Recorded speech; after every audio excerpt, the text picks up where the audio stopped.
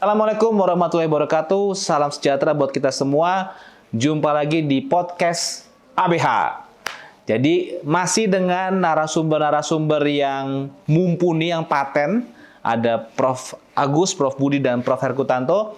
Yang sampai saat ini Prof. Herkutanto juga masih belum bisa bergabung live dengan kita di sini. Beliau masih ada di Bali saat ini, tapi tetap tergabung bersama kita dengan melalui aplikasi Zoom. Rekan-rekan sekalian, mungkin ini spesifik kepada para sejawat saya. Dokter-dokter mungkin pada kebingungan sekarang. Etik, disiplin, etik, itu apa sih? Ngebedainnya gimana sih? Emang perlu dokter itu paham tentang etik dan disiplin segitunya? Tapi ternyata etik dan disiplin itu tidak bisa dipisahkan loh dari kehidupan dan karir kita sebagai dokter. Nah, kita ini kehadiran ada 3 orang ahli, dan bukan sembarang ahli. Nanti saya mau tanya dulu nih satu persatu nih. Pengalaman mereka luas loh di bidang etik dan disiplin. Nah, saya mau tanya dulu, Prof. Budi, di bidang etika atau disiplin pengalamannya apa, Prof? Mungkin pernah terlibat tim apa gitu, Prof? Atau mungkin pernah membuat apa gitu, Prof?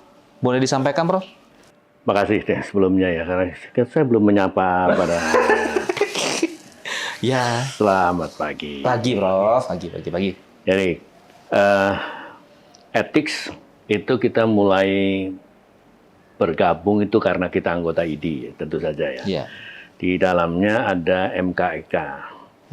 Pada waktu saya masih muda-muda itu terlibat di dalam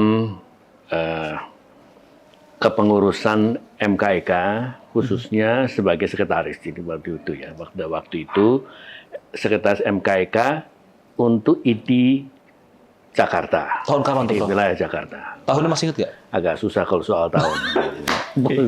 Lupa kan saya. Tapi waktu itulah, jadi itu ada beberapa hal dan lumayan bagus karena pengalamannya maksud saya. Karena pada waktu itu cukup banyak para dokter yang diundang datang untuk bisa diwawancara, bisa diberi wejangan, bisa macam-macam gitu ya. Oleh para pengurus MKEK yang pada waktu itu senior-senior. Jadi kita kalau mendengarkan cerita tentang itu, ya kita belajar sendiri nih, terutama sebagai sekretaris yang cuma kerjanya bagian ngetik-ngetik itu, kita memperoleh pelajaran banyak dari sana, dari para sesepuh tadi yang bicara tentang etik. Itu kalau etik. Kalau disiplin, itu sejak diputuskan undang-undang atau waktu itu diundangkan ya, undang-undang praktek kedokteran, kemudian dibentuk konsil, kemudian dibentuk juga MKDKI. Nah, di MKDKI yang pertama itu saya ikut di dalamnya. Oh, berarti yang pertama kali implementasi undang-undang yang ada konsil itu ya, Prof? Ya, konsil, terus majelis-majelis itu, Prof adalah ketua pertamanya? Bukan ketua, anggota saja. Oh, anggota. Di Majelis Kehormatan Disiplin Kedokteran Indonesia. Oke. Nah, di majelis itu tentu saja kemudian kita dibagi, ada sebagian yang menjadi atau menjadi majelis pemeriksa awal, juga ada kemungkinan menjadi majelis pemeriksa disiplin ya, Gus. Nah, tentu kita berganti-ganti di sana ya. Nah, di situ pelajaran juga buat kita, oleh karena di sana kita juga mempelajari betul-betul apa sih yang dipersoalkan di dalam majelis. Nah, tentu sebelumnya harus kita juga pahami bahwa untuk bisa menjalankan pekerjaan kita, kita paham betul kita nggak mungkin bisa melakukan itu tanpa membuat dulu aturannya. Jadi pada waktu itu karena kita majelis yang pertama kali dibentuk, jadi kitalah yang kemudian bersama-sama merumuskan apa sih sebetulnya pelanggaran disiplin itu. Jadi kalau lihat di literatur sebetulnya tidak jelas tentang uraian disiplin itu sebetulnya apa bedanya dengan etik ya. Tetapi yang jelas disebutkan bahwa etik adalah yang mengatur perilaku kita, mengatur tentang bagaimana kita membuat suatu keputusan dan segala macam itu tadi. Sedangkan disiplin lebih ke arah penguatannya untuk menegakkannya atau ditegakkannya. Sehingga di sana ada tentang kalau bahasa kita di undang-undang kita menyebutkannya kan tentang penerapan praktek kedokteran. Praktik kedokteran itu bagaimana cara diterapkannya. Iya. Kalau kita pelanggar atau tidak itulah yang dilakukan. Nah, oleh karena itu kemudian kita merumuskannya ada dua keputusan KKI yang kita buat. Yang pertama adalah tentang bagaimana kita bersikap yang baik. Berpraktik yang baik itu seperti apa. Itu kita rumuskan di dalam satu, sebetulnya bukan rumusan sendiri ya, kita semacam menerjemahkan dan menyesuaikan dengan bahasa kita tentang bagaimana praktek kedokteran yang baik. Seperti apa yang kurang lebih diuraikan di negara lain, yang sebutnya adalah good medical practice. Itu diartikan itu, dan itu dikeluarkan waktu itu oleh General Medical Council-nya Inggris. Nah, itu kita pakai sebagai acuan. Kemudian itulah bagaimana kita berpraktik yang baik.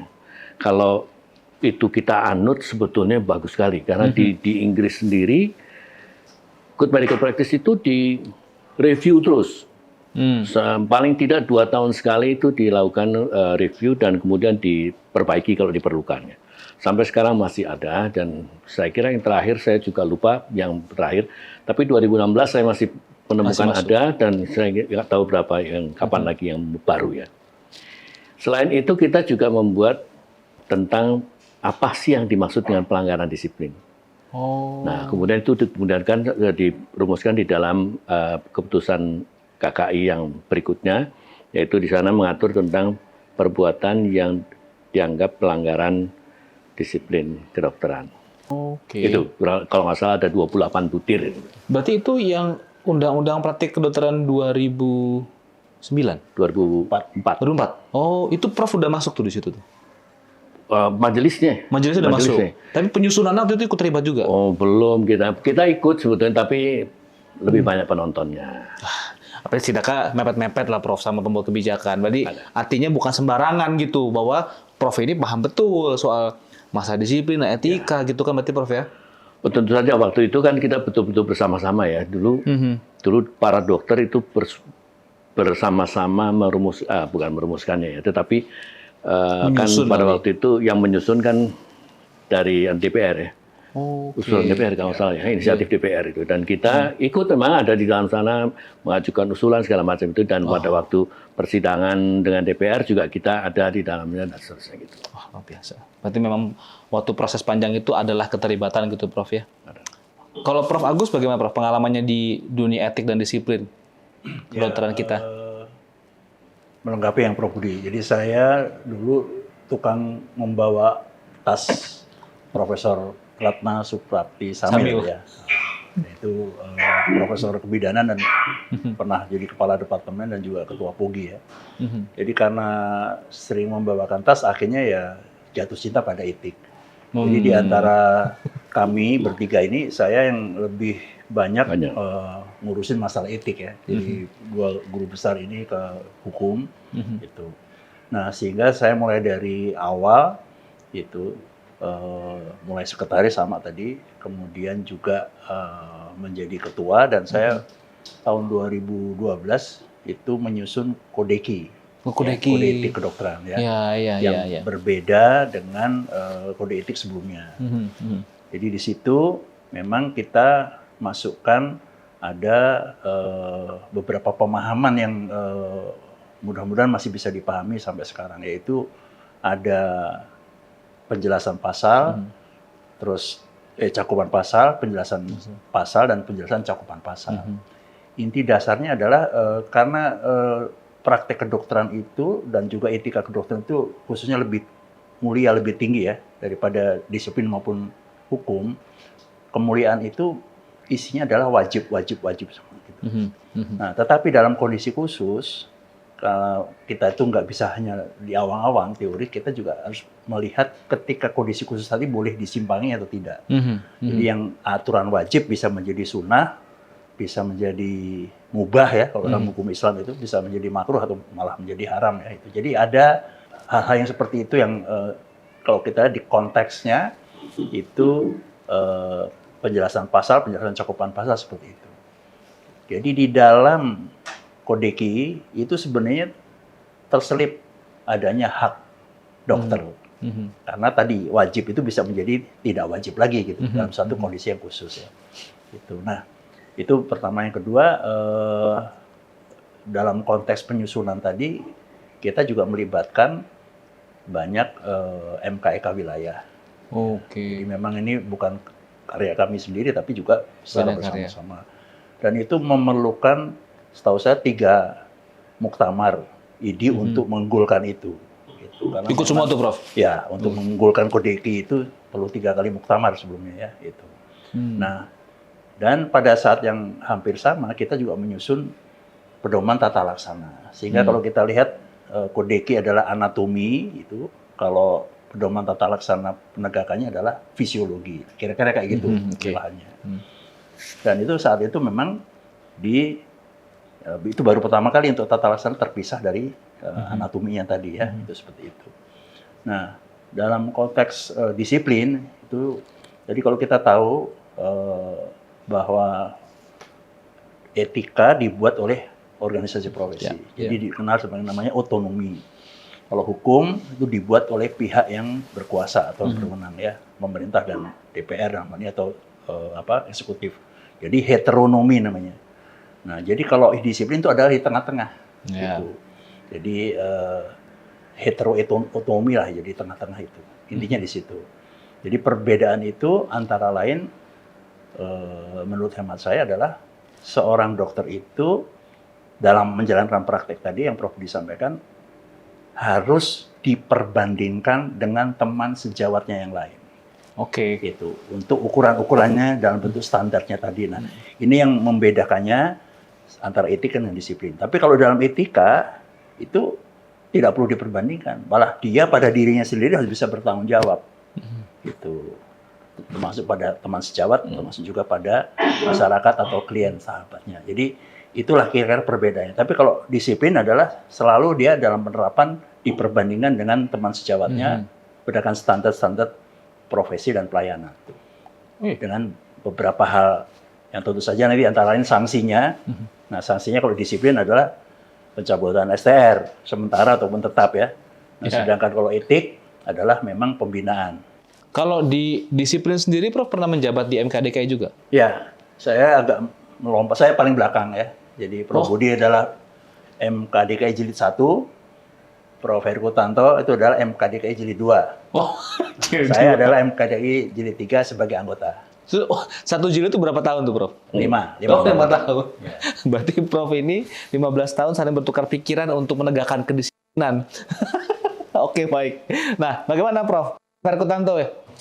Apakah ada ini kisahnya di bidang etik dan disiplin gimana, Prof? Saya mencoba untuk berkontemplasi bahwa keterlibatan kami bertiga ini berangkat dari sisi yang berbeda-beda.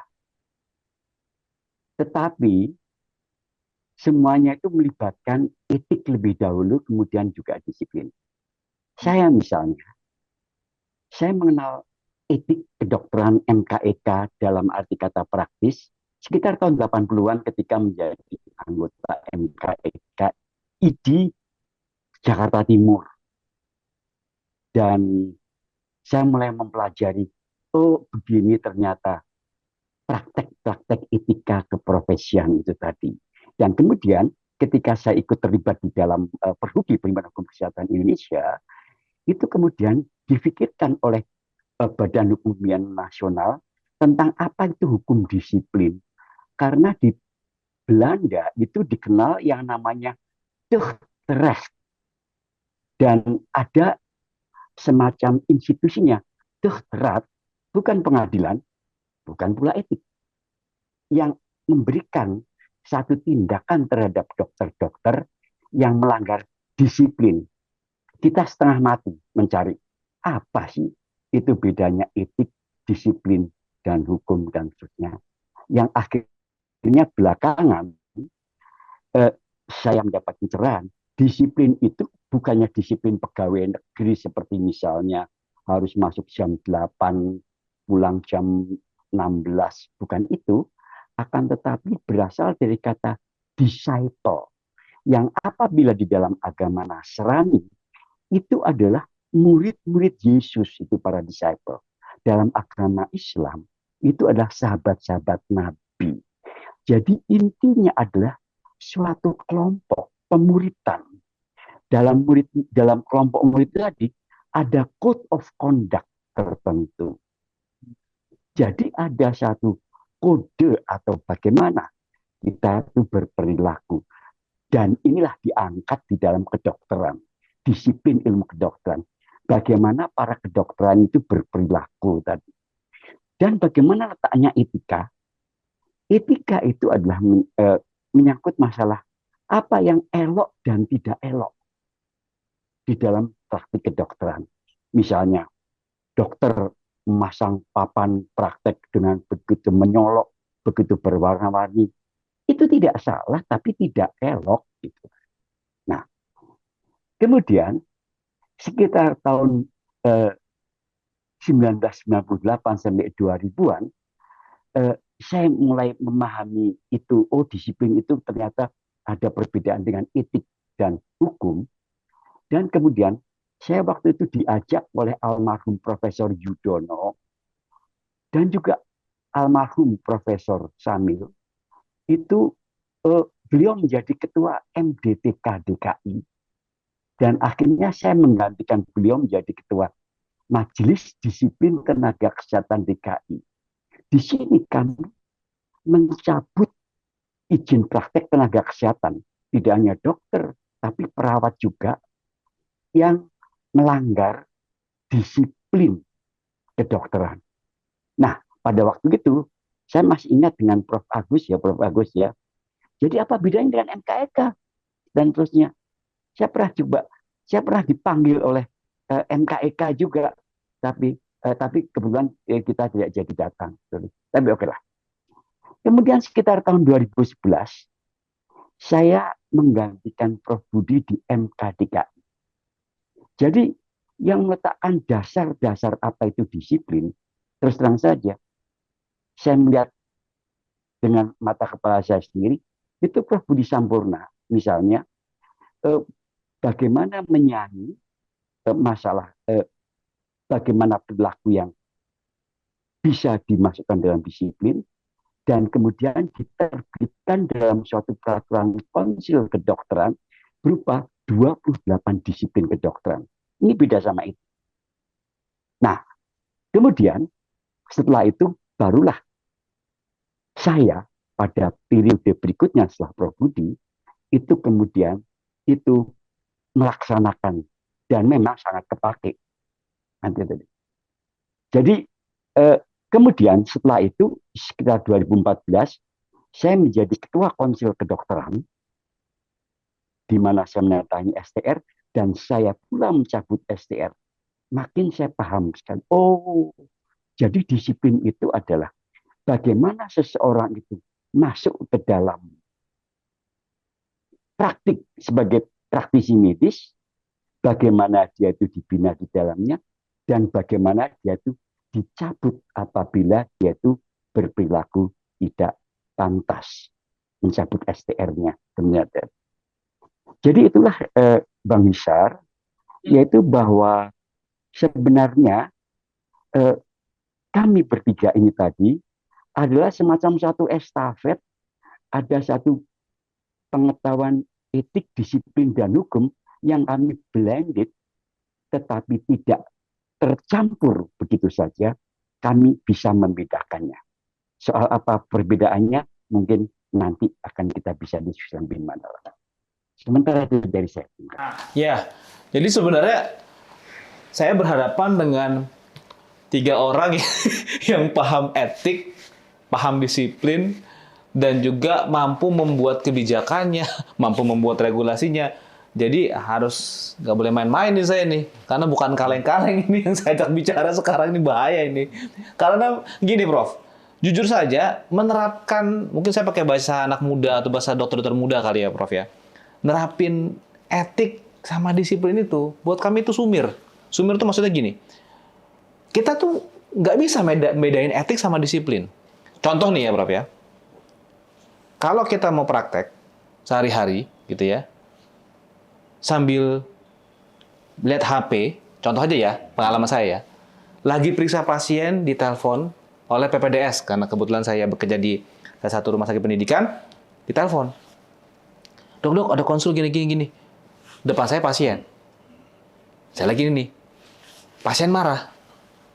Pasiennya bilang, nggak sopan nih dokter. Nggak disiplin banget periksa pasiennya. Nah, buat awam itu masalah disiplin mungkin. Tapi buat kita masalah etika. Jadi sebenarnya konsep etik sama disiplin ini perspektif siapa? Apakah perspektif si dokter, perspektif pasien, apa perspektif majelis? Nah, kadang-kadang gitu kan ya. Jadi apa-apa, yaudahlah kalau dapat. Makanya itu nanti berlanjut jadi, ini bukan urusan saya lah kayak begini-begini, biarin aja lah saya dimarahin deh. Ada kadang-kadang ada kayak gitu loh. Ya udah dimarahin aja, potong aja gajinya, potong aja ini gitu kan nggak lucu kalau sampai kayak begitu.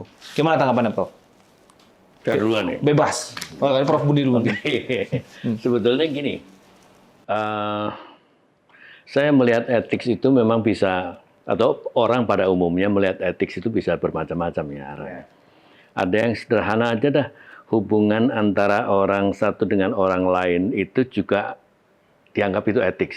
Kita bahkan mengatakan berpakaian juga harus etis segala macam itu. Itu barangkali dari kata-kata etiket zaman dahulu. Dalam melakukan berhubungan, bagaimana berbicara, segala macam itu etiket sebetulnya. Nah, bisa juga kita kemudian mengatakan, misalnya tadi kalau disebutkan contoh, kita sedang bicara dengan pasien, kemudian kita ditelepon. Baiknya gimana? Apakah kita nggak menerima telepon itu? Sebetulnya kan kita sama aja, kalau kita nggak terima telepon, mereka yang akan bilang, atau yang menelepon itu akan mengatakan, kita nggak etis amat sih, kok nggak diangkat-angkat. Sebetulnya kan sederhana. Kita bisa bicara sama pasiennya bahwa mohon izin dulu, saya break sebentar untuk menerima ini dulu, barangkali takut kalau ini sesuatu yang penting, sehingga saya bisa jawab itu. Kalau kita bisa mengatakan itu pada pasien, maka selesai sudah masalahnya. Jadi hubungannya adalah relasi antara kita dan pasien itu, kita buat demikian baik. Nah, pada umumnya kita masih membicarakan etik dalam bentuk yang kayak gini. Padahal di dalam praktek nanti kan ada yang paling banyak sebenarnya akhirnya kita yang akan bahas adalah etika perilaku kita ini di dalam sebagai profesional itu kayak apa sih? Dan yang kedua adalah bagaimana kita membuat keputusan klinis yang etis. Yang itulah yang sering kita kalau kita di rumah sakit itu kita punya komite etik, ada komite etik penelitian, ada komite etik pelayanan. Itu dua-duanya memerlukan etik juga gitu loh. Dan di sana misalnya kalau kita bicara tentang pelayanan, pasien dengan keadaan begini, tetapi keadaannya begini, dan biasanya ada kekompleksitasan tertentu sehingga kita harus membuat keputusan, dan keputusan itu harus tetap etis. Nah ini yang menarik saya kira karena sebetulnya di dalam praktek yang besar, yang di dalam rumah sakit, itu kita harus mampu memasukkan etika bisnisnya, etika pelayanannya, etika apa segala macam itu sedemikian rupa pada satu peristiwa sehingga tetap etis. Seperti yang Prof sampaikan di sesi sebelumnya ya, bahwa dokter itu juga harus paham bahwa sekarang itu udah bukan zaman dulu lagi. Ya. Jadi dokter tuh posisinya tuh di dalam rumah sakit harus perannya banyak gitu ya. Jadi etikanya pun harus didalami lagi untuk etika tadi itu. Kalau mungkin Prof Herkutanto atau Prof Agus mungkin ada pendapat lain mungkin. Pengalaman dalam konteks saya waktu itu kan di MKEK, sedangkan Prof Budi dan Prof Herkun sudah mendahului di MKDKI ya. Dan MKDKI yang pertama itu sebenarnya belum dalam sosialisasi masih kalah dalam tanda petik ketika menyediakan kasus. Karena kasus itu ketika dokter diadukan itu banyak kan lari tetap ke MKEK. Dan infrastruktur kita itu sampai ke provinsi, sedangkan MKDKI hanya di pusat. Gitu. Sehingga waktu itu tugas kami adalah bagaimana dari teman-teman MKEK berbesar hati ya untuk membagi kasus ke MKDKI. Nah, itulah yang menyebabkan pada akhirnya rumusnya jadi sederhana. Jadi ketika dikatakan tadi penerapan praktek, berarti syaratnya harus ada hubungan dokter dengan pasien. Itu. Nah, itu adalah langsung automatically masuk ke disiplin. Nah, sedangkan kalau di etika adalah lebih hulu. Jadi ketika dokter harus mempersiapkan diri, gitu, Kemudian dokter juga harus berinteraksi dengan teman sejawatnya ataupun dengan perawat dan sebagainya. Nah, itu udah masuk ke ranah etika gitu. Jadi batasnya adalah hubungan dokter pasien. Dan itu kelihatannya menjadi satu macam tonggak ya untuk apakah nih kasus masuk disiplin atau masuk etik gitu. Nah, kita juga akhirnya mendiferensiate di MKEK itu ada dokter yang bermasalah karena dia hulunya dokter kan manusia ya, jadi nggak selamanya juga apa namanya Right terus. ingat ataupun pada sumpahnya dan sebagainya, itu satu ya. Kedua adalah dalam interaksi tadi ternyata tidak selamanya mulus dan itu saya menamakannya adalah konflik etiko-legal gitu. Nah, ini yang menjadi ranah di MKEK. Tapi akhir-akhir ini memang akhirnya terjadi percampuran lagi gitu seperti itu. Sehingga sebenarnya pada akhirnya ya masyarakat yang punya kebebasan untuk mengadukan kemana gitu ya. Nah, itu yang akhirnya juga membuat bingung karena memang tidak ada pembatasan ya. Masuk etik dulu atau masuk disiplin dulu dan sebagainya. Itu. Nah, itu yang dari sisi saya seperti itu dan sebenarnya kan kalau kita mau lihat secara peraturannya kan di MKDKI itu kan ada Perkonsil 4 2011. Itu yang tadi disusun oleh MKDKI 1, peralihan ke MKDKI 2 kalau nggak salah. Nah, MKDKI 3 itu adalah menyusun tata laksananya. Itu Perkonsil 50 tahun 2017. Jadi fisiologinya, ini anatominya gitu. Kira-kira seperti itu. Ya. Itu yang untuk sekilas membedakan antara etik dan disiplin. Jadi ada samanya penerapannya seperti itu dan tadi persepsi majelis ya kira-kira seperti itulah. Gitu. Walaupun ada overlap pasti. Ini menarik nih untuk Prof. Herkutanto nih. Jadi penerapan ilmu etik memang ada yang sifatnya lebih secara personal si dokter itu dengan sejawat, dengan ini segala macam. Tadi kemudian bagaimana dengan pasien juga tadi ada berkaitan dengan disiplin tadi ya. Bila berkaitan dengan pasien itu maka disiplin masuk ranahnya. Tapi juga ada pendapat pandangan bahwa kalau etika itu membuat lebih ke arah etis itu membuat keputusan klinis yang sifatnya etis. Bagaimana caranya seorang dokter dinilai letak etisnya dalam membuat keputusan tersebut. Ini kan jadi makin mengakibatkan kalau menurut pandangan saya nih Prof ya karena saya bisa dibilang belum berpengalaman banget gitu ya. Ini makin luas nih Prof. Jadi makin luas artinya, kalau sebegitunya berarti apapun bisa dilaporin dong. Nah, ini bagaimana tanggapannya Prof. Herkutanto? Kalau apapun bisa dilaporin, gimana kita bisa menerapkan etis dan disiplin ini? Saya langsung menggunakan contoh saja. Apabila seorang wanita hamil dengan kehamilan 16 minggu, setelah diperiksa amnionya memiliki kelainan trisomi yang berat, yang bila ditunggu sampai bayinya lahir, maka bayi itu akan menderita kelainan kongenital yang berat dan satu minggu kemudian mati. Pertanyaannya, akan diterminasi di akhir kehamilan ataukah dipertahankan? Selalu saya tanyakan di dalam berbagai macam forum, selalu ada dua pendapat. Ada yang berpendapat diakhiri, ada yang berpendapat untuk dipertahankan. Mana yang benar? Tidak ada yang benar atau salah di sini. Tapi adalah masalah baik atau buruk. Elok atau tidak elok. Apakah ini halal ataukah haram? Disinilah kita melihat bahwa kalau di rumah sakit Katolik, jangan coba-coba melakukan aborsi. Atau di rumah sakit Islam, jangan coba-coba memberikan Lovenox. Ini adalah masalah halal dan haram, elok dan tidak elok, baik dan tidak baik. Baik, itu etika. Kemudian, apakah hal itu akan dihakimi atau diadili? Maka itu akan terlihat bahwasanya akan banyak pendapat. Sekarang mari kita bergeser bagaimana membedakan disiplin dan hukum. Apabila kita mempunyai anak berusia 10 tahun, laki-laki, bandel, lempar-lempar batu, kemudian batunya kena genteng tetangga dan tetangga itu kemudian komplain kepada kita untuk meminta ganti rugi 1 juta rupiah. Maka apabila kita tidak cocok dengan ganti rugi tadi, maka kita pengadilan mencari keadilan. Jadi pengadilan tempat mencari keadilan. Itu kemudian diputuskan. Masalahnya adalah ketika anak itu lari ke rumah. Apakah kita mengatakan, nak, kamu cepat lari, jangan sampai tertangkap ketika setelah melempar? Kan tidak demikian. Anak itu akan kita sidangkan, dan kalau kemudian terbukti nakal, melanggar norma-norma keluarga, maka dia kita setrap, misalnya uang jajanmu dikurangi, kamu tidak boleh main keluar selama 2 hari. Kita analogikan, keluarga itu adalah keluarga profesi medis, sidangnya itu adalah sidang MKDKI, dokter itu tadi dicabut STR 2 bulan.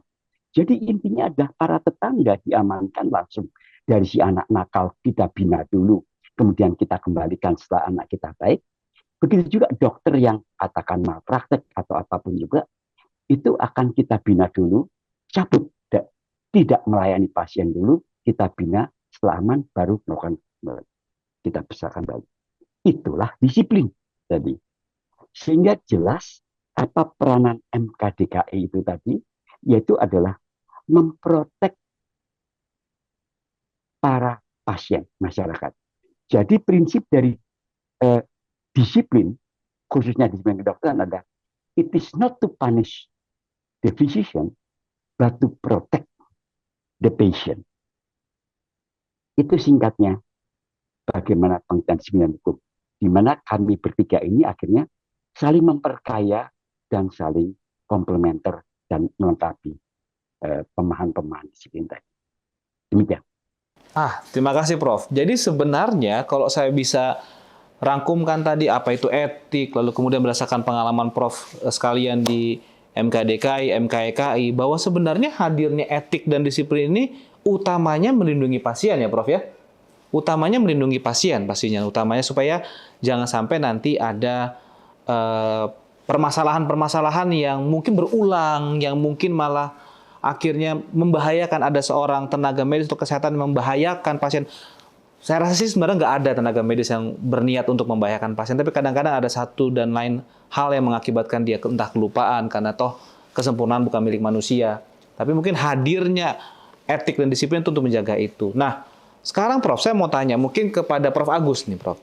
Kalau misalnya seorang dokter dilaporkan oleh MKEKI, itu proses MKDKI. atau dilaporkan ke MKEKI atau ke MKDKI, apa sih yang akan dilakukan? Maksudnya proses apa sih yang akan berjalan? Ya, jadi gini, itu akan bergantung pada pedoman tata laksananya masing-masing. Tapi pada prinsipnya memang kalau di MKDKI adalah pengadu itu diperiksa lebih dulu, ya. Malah ada yang MKDKI itu juga melakukan satu verifikasi setelah ada aduan, ya. Tujuannya untuk melihat apakah tadi apa memang benar ada hubungan dokter pasien dan juga hal-hal yang berkaitan dengan deviasi atau penyimpangan terhadap standar itu. Nah, kalau di MKEK itu juga hampir mirip seperti itu ya, karena memang dasarnya adalah pengaduan, kemudian nanti di tengah-tengahnya kan ada pemeriksaan awal itu, kalau di MKDKI, kalau di MKEK biasanya ada majelis mahkamah ya, kemahkamahan. Nah, kemudian juga nanti berturut-turut ada saksi dan ada ahli. Dan khusus di MKDKI ada ahli yang memang bisa dimintakan oleh para dokter ya, untuk bisa memberikan satu pembelaan katakanlah ya. Nah, sehingga disitulah letaknya sebenarnya walaupun MKDKI itu adalah tadi untuk memberikan perlindungan pada masyarakat, juga memberi perlindungan pada dokter dan memberikan satu kepastian hukum sebenarnya secara hukum praktek kedokteran tadi ya. Nah, di situ sebenarnya kalau inti dasarnya disiplin itu pemahaman saya adalah yang praktisnya adalah upaya untuk memurnikan galur dari profesi oleh sesama profesi sendiri tadi saya katakan. Karena dia peer groupnya itu akan dimintakan satu penjelasan, satu keterangan, dan kemudian disitulah ketika dia ada perkembangan standar dia akan mengikuti atau tidak gitu ya. Itu. Nah, kalau di etika kembali lagi tadi baik dan buruk, patut tidak patut, elok tidak elok, itu memang untuk kesucian nurani kita dan kuluhuran profesi. Nah, satu di antaranya adalah yang tercermin dengan kuluhuran itu adalah ada dimensi bahwa profesi kedokteran adalah profesi luhur, profesi yang mulia ya, dan itu sudah menjadi tagline-nya. Nah, kemudian yang kedua adalah sebenarnya ada l'esprit de corps.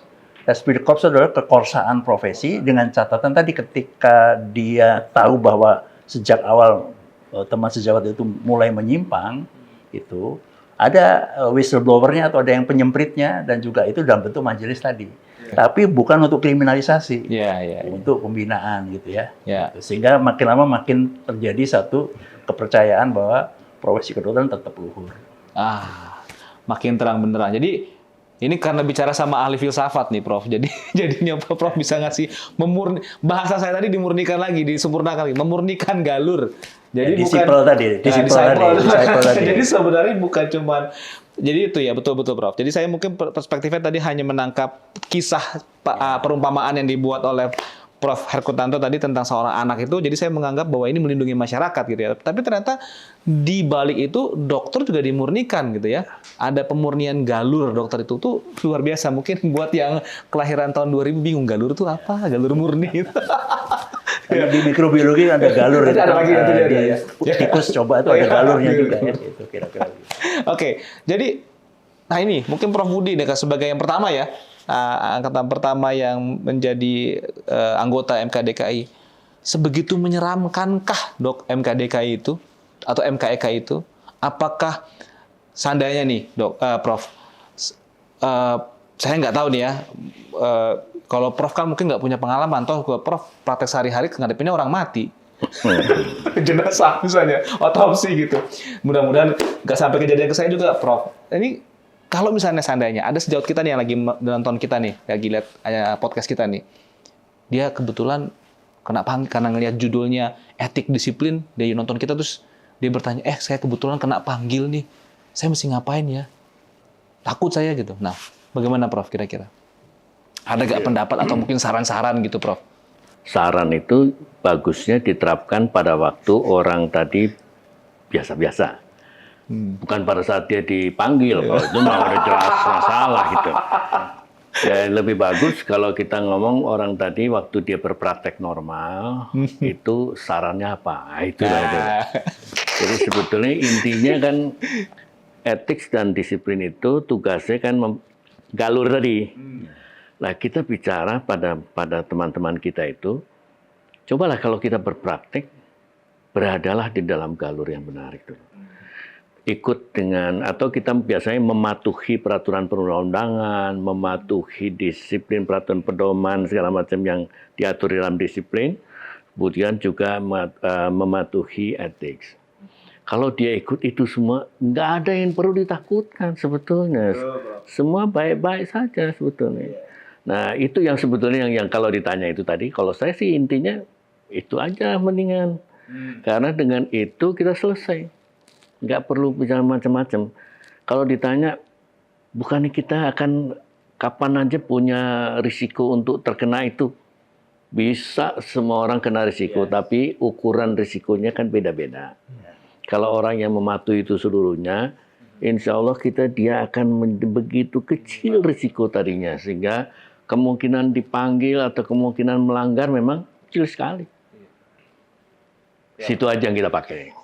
Ya sih Prof, benar. Jadi saya mencoba sebagai contoh nih pengalaman pribadi. Gimana caranya supaya menjaga kemurnian itu, Prof? Sederhananya ngisi rekam medis, Prof. Ngisi rekam medis itu biarpun kata orang, kalau Bang Isar mah enak, ada PPDS-nya, bisa diketikin. Hey, saya masih harus ngecek juga. Tapi begitu saya praktek pribadi bertemu dengan pasien langsung, nggak ada PPDS, apa iya saya cuman SA, S kali satu kata doang, O-nya satu aja, kata A, asesmennya asal-asalan, planningnya terapi lanjut, kan nggak mungkin, Bro. Hal yang sama di inform konsen juga. Ngomongnya aja kita susah. Padahal kadang-kadang kita yang ngomong orang lainnya nyatet gitu, padahal yang nyatet kalau dokter, kalau misalnya bukan apa ya Prof, itu kan penyampaian dan apa yang itu kan tuh berbeda gitu ya. Itu sebagai contoh sebenarnya, Prof. Memang itu sih yang bisa bikin kalau dibilang kita nggak pernah praktek, kata siapa? Kata. Zaman sebelum undang-undang praktek kedokteran, kita boleh praktek. Oh iya. Kita boleh berpraktek. Pasien gue bisa banyak sekali, apalagi beliau. Pasien itu umpu-umpuan kalau bahasanya. Itu setiap hari. Forensik itu justru pasiennya banyak. Banyak ya? Luar Terkenal biasa. karena rezeki dari yang sudah wafat bisa nempel ke kita. Itu kira-kira begitu ada giumnya saat itu. Nah, bagaimana kalau Prof. Herkutanto mungkin ada dari 2 topik tadi yang saya tanyakan ke Prof. Agus dan Prof. Budi, ada yang mau ditambahkan nggak, Prof? Saya kira sudah lengkap apa yang disampaikan oleh Prof. Budi dan Prof. Agus. Tapi intinya, kalau boleh saya mungkin berpesan kepada para praktisi medis, itu adalah bahwa kayaknya itu terlalu bagaimana gitu ya. Patuhilah etik, patuhilah disiplin profesi dan seterusnya ya. Jadi ingatlah bahwa kita ini ketika akan melakukan profesi kita ini tadi, kita memerlukan suatu pride, dan pride itu hanya akan kita bisa jaga apabila kita tetap konsisten pada disiplin kedokteran kita. Pahamilah apa itu disiplin. Dan artinya adalah bahwa seperti kata Prof. Budi tadi, janganlah menunggu apabila kita sampai tersanjung. Begitu, Dr. Izar. Saya nambahin ya. Ya, Jadi silakan, gini, Prof. Silakan, Prof. Sebenarnya resep praktisnya gini, kalau klinisi adalah pertama, jangan menyimpangi indikasi medis. Karena indikasi medis itu adalah pangkal dari hal-hal yang tadi sebelumnya. Ya, iya. Kalaupun itu ada perkembangan ilmu dan teknologi baru, dibahas bersama-sama oleh peer group-nya tadi. Sehingga ada satu konsensus. Kemudian updating gitu ya. Nah, itulah fungsinya organisasi profesi adalah memberi updating tadi sesuai dengan evidence base yang ada gitu kan. Sehingga kembali lagi di situ. Tapi kembali lagi ketika masuk ke satu fasilitas pelayanan kesehatan, kan nggak selamanya apa yang disampaikan oleh profesi tadi mampu dilaksanakan. Nah, di sini letaknya perlu kearifan dari fungsionaris ya, dari organisasi profesi untuk melihat Indonesia ini luas gitu ya.